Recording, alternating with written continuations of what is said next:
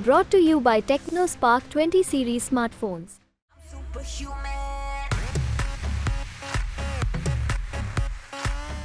जो प्रोटेस्ट करता है उसको जेल में डाल देते हैं। हमारी पार्टी ने कई बार कोशिश की जो हमारे नौजवान जेलों में बंद है उनके लिए प्रोटेस्ट करें, फ़लस्तीन पर प्रोटेस्ट करें। बीजेपी बोलती थी 370 जो है बहुत बड़ी रुकावट है डेवलपमेंट में, तो जब से 370 हट गया सबसे ज़्यादा अनएम्प्लॉयमेंट है वो जम्मू कश्मीर में, इट्स मोर देन 35%। तो अगर वहाँ दूसरे कश्मीर में हो रहा है इसका मतलब उनको आज़ादी है प्रोटेस्ट करने की, हमको तो वो आज़ादी भी नहीं है इसको यहाँ प्रोटेस्ट करने की। भरपूर मैंडेट मिला था। परेशानी तो हो रही है, तभी मंगलसूत्र की बात हो रही है, तभी बैंस मुसलमान ले जाएंगे अब उसकी बात हो रही है, तभी पाकिस्तान जो है पाकिस्तान को बीच में लाया जा रहा है। इस वक्त हमारे साथ जम्मू कश्मीर की पूर्व मुख्यमंत्री और पीडीपी चीफ महबूबा मुफ्ती जी हैं हमारे साथ। कश्मीर का चुनाव इस वक्त बहुत ज़्यादा इसलिए चर्चा में है क्योंकि ये 2019 की उस 370 हटने की उस घटना के बाद चुनाव हो रहा है। यहाँ कश्मीर में घूमते हुए ये मालूम चला हमें कि इसे इस तरह से माना जा रहा है कि दिल्ली को मैंडेट देना है। महबूबा जी, आप लगातार मैं देख रहा हूँ कि आप प्रचार प्रसार कर रही हैं। आपके भाषणों में एक प्रोमिनेंट मुद्दा 370, लोगों के गुस्सा, महंगी बिजली, इस तरह की बातों पर आप बात कर रही हैं। ग्राउंड फीडबैक भी इसी तरह का है आपके पास भी? बिल्कुल, जो आप लोगों का एक बहुत बड़ा तादाद देख रहे हैं, वोटर परसेंटेज बढ़ गई है, उसमें जवानों की बड़ी तादाद है, वो एक पेंट अप फीलिंग है। बिकॉज 2019 के बाद जो दिल्ली में हुआ, जो ऑर्डर्स उसके बाद कंटिन्यूसली आ रहे हैं जिससे लोग फील डिसएम्पावर्ड कि दिन ब दिन उनके डिसएम्पावर किया जाता है, डिस्पोजेस किया जाता है एंड पीपल आर फ्रस्ट्रेटेड। बात कोई करता है तो उसको जेल में डालते हैं, कोई अखबार वाला कोई बात करता है तो उसको यूएपीए लगा देते हैं। तो वोट के ज़रिए एक मैसेज देना चाहते हैं कश्मीर के लोग कि जो आपने 2019 में किया वो हमें काबिल कबूल नहीं है, it's not acceptable to us. So that is the ground feeling. जी अच्छा मैम, तो एक आपके भाषण में मैंने एक बात सुना जो आप कह रही हैं कि किस तरीके से लोगों को मिलिटेंट से एसोसिएट करके उनके जॉब्स से उनको सैक किया जा रहा है। क्या मुद्दा है ये? इसको अगर आप... ये देखिए, जब से ये 2019 के बाद जब से दिल्ली का डायरेक्ट यहाँ कंट्रोल रहा है, सैकड़ों की तादाद में इन हंड्रेड्स जो गवर्नमेंट मुलाजिम हैं उनको नौकरियों से निकाला गया। ये क्या क्या कि आपका जी किसी मिलिटेंट के साथ कोई एसोसिएशन रहा है, even if the militant is dead, there is no proof, nothing has been proved. कोई कार्रवाई नहीं, कोई अदालत नहीं, कोई कुछ नहीं, सीधे डिसीजन देते हैं। अब बोलेंगे लोग क्यों नहीं अदालत के पास जाते हैं? लोग अदालत के पास डर की वजह से नहीं जाते हैं। वो कहते हैं एक तो हमको नौकरी से निकाल दिया, अब ये हमें जेल में भी डाल देंगे, तो इसलिए लोग अंदर अंदर से घुटन है लोगों को। तो नए जॉब देने के बजाय पुराने जॉब से बाहर निकाला जाता है, क्योंकि जितनी भी रिक्रूटमेंट हो गई है 2019 के बाद सब में बंगलिंग है, सब में ऐसी ऐसी एजेंसीज़ को हायर किया गया है जो ब्लैक लिस्टेड है, जिसकी वजह से यहाँ का यूथ और भी ज़्यादा फ्रस्ट्रेटेड है। मैम, जॉब एक बड़ा मुद्दा है, महंगी बिजली मुद्दा है। इसको किस तरह से आप लोग आने वाले वक्त में जब अगर पावर आपके पास ट्रांसफ़र होगा, हम लोग सुन रहे हैं, चर्चाएं हैं कि विधानसभा के चुनाव भी लगे हाथ होंगे अब इस चुनाव के बाद, तो आप लोग उसमें भी पुरजोर तरीके से कोशिश करेंगे? विधानसभा में अगर आप लोगों को मैंडेट आता है तो किस तरह की चीज़ें देखने को मिलेंगी हमें आने वाले वक्त में? देखिए, सबसे पहले बात ये क्या है कि जो बीजेपी बोलती थी 370 जो है बहुत बड़ी रुकावट है डेवलपमेंट में, तो जब से 370 हट गया सबसे ज़्यादा अनएम्प्लॉयमेंट है वो जम्मू कश्मीर में, इट्स मोर देन 35% यहाँ पर है। उसके बाद जितनी भी रिक्रूटमेंट हुई उसमें बंगलिंग हुई। जो हमारी बिजली हम प्रोड्यूस करते हैं वो पूरे मुल्क में, आपको खुद भी पता है, कई इलाकों में मुफ्त बिजली दी जाती है, फ्री, 200 300 वगैरह वगैरह, या एग्जैक्टली।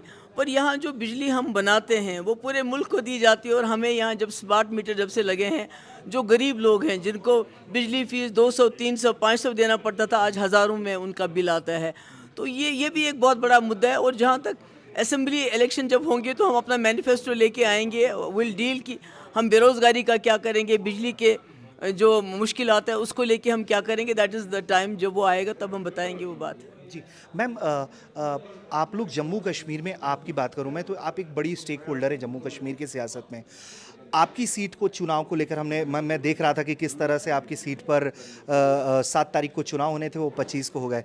तो आप लोगों ने वो चीज़ सेंस कहाँ से किया है कि कुछ ऐसा किए जाने की कोशिश की जा रही है कि आप लोगों को दिल्ली पहुँचने से रोका जाए? नहीं, एक तो खामखा में आपने कभी सुना है कंट्री में कभी भी मौसम ख़राब होने की वजह से, बारिश की वजह से इलेक्शन डिले किया? कभी ऐसा होता नहीं है। तो ये जो टाइम पीरियड इनको मिला, इसमें आपको हैरानगी होगी कि बीजेपी के लीडर्स ने सीधे धमकी दी, खासकर पहाड़ियों को, कि अगर आप हमारे कहने पे हमारे प्रॉक्सी कैंडिडेट को वोट नहीं डालेंगे तो हम 1947 जैसे हालात यहाँ कर देंगे। You can well imagine, you know, this is on record, जिसमें हमने इलेक्शन कमीशन ऑफ इंडिया को भी लिखा। दूसरा, जो हमारे स्टेट के एडमिनिस्ट्रेशन के हेड है, I would not like to name, I would like to give him some benefit of doubt, उन्होंने जितने भी ऑफिसर्स हैं एक पर्टिकुलर कम्युनिटी के, उनको बुलाया, चाहे वो डीसीज हैं, चाहे वो एसपीज हैं या दूसरे ऑफिसर, और उनको थ्रेटन किया कि आपकी ड्यूटी है ये पहाड़ी वोट जो है वो हमारी प्रॉक्सी पार्टी को जाना चाहिए। तो हम समझते हैं अगर 87 जैसे हालात यहाँ फिर से दोबारा किए जाए, इलेक्शन को मैनिपुलेट किया जाए, आपने खुद भी देखा जवान बहुत ज़्यादा इस वक्त इन्वॉल्व है, हर जगह, श्रीनगर में भी आपने देखा, पुलवामा में देखा, तो अगर कोई हैंकी पैंकी हुई तो मुझे लगता है कि उसके नताइज मुल्क के नेशनल इंटरेस्ट के लिए बहुत ख़तरनाक होंगे।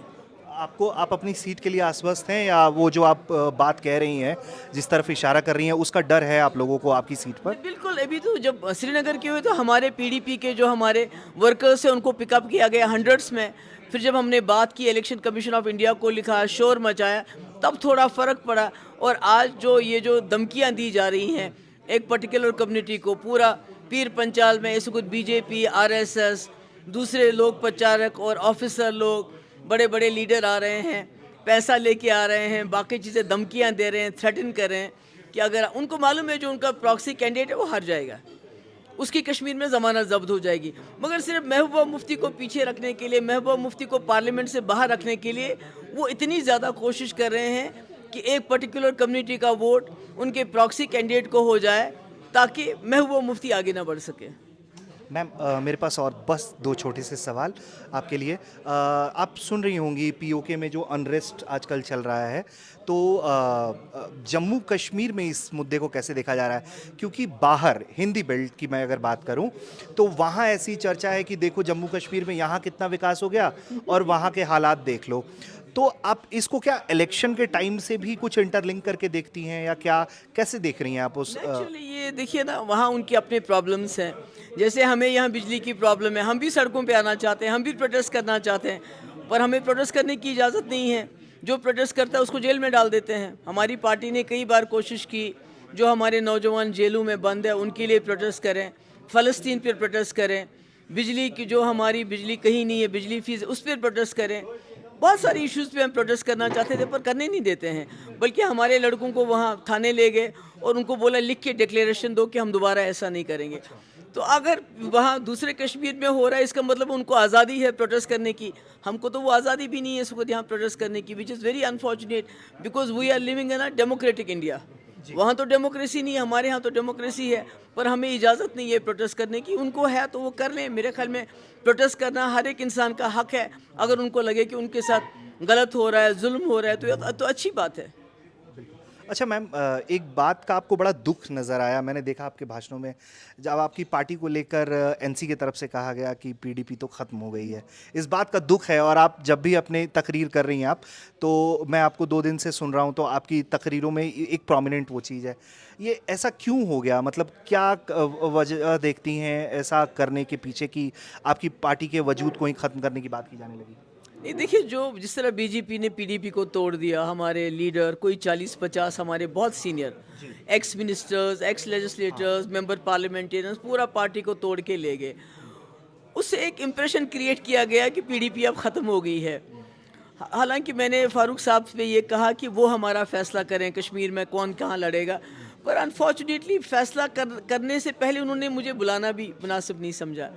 ही did not take me into confidence. अगर ये बोलते कि नेशनल कॉन्फ्रेंस की सारी सीटें लड़ेगी तो शायद हम मिल के कोई फ़ैसला करते, पर उन्होंने अनाउंस किया पब्लिकली कि पीडीपी ख़त्म हो चुकी है, जैसे उमर साहब ने कहा हमें अकेला ही लड़ना पड़ेगा। उससे मेरा वर्कर जो है वो उसको चोट लगी, और एक हिसाब से तो ये उनके लिए अच्छा हुआ कि वो सोए हुए थे, उससे उनको एंथुसियाज़म आ गया, उनमें हिम्मत आ गई।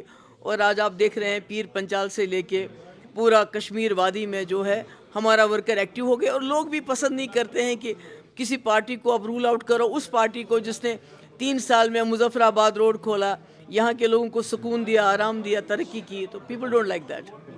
बस एक आखिरी सवाल मैम, पूरे देश में सीट लोग अपने अपने हिसाब से सबको दे रहे हैं। बीजेपी का दावा है 400 पार का, इंडिया अलायंस कह रही है कि बीजेपी जो है वो 150 क्रॉस नहीं करेगी। राहुल गांधी ने कहा ये बात। आप कैसे देख रही हैं? क्या आपको बीजेपी पावर में आती हुई दिख रही है, या आपको ये एहसास आप लोगों को भी हो रहा है कि बीजेपी को परेशानियां हो रही हैं उनके अपने चित परिचित बेल्ट्स में, जहां उनको पिछली बार बहुत भरपूर मैंडेट मिला था? परेशानी तो हो रही है, तभी मंगलसूत्र की बात हो रही है, तभी बैंस सब मुसलमान ले जाएंगे अब उसकी बात हो रही है, तभी पाकिस्तान जो है पाकिस्तान को बीच में लाया जा रहा है उसकी बात हो रही है।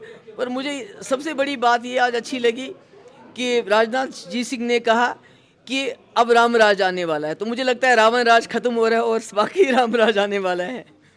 जी बहुत शुक्रिया मैम।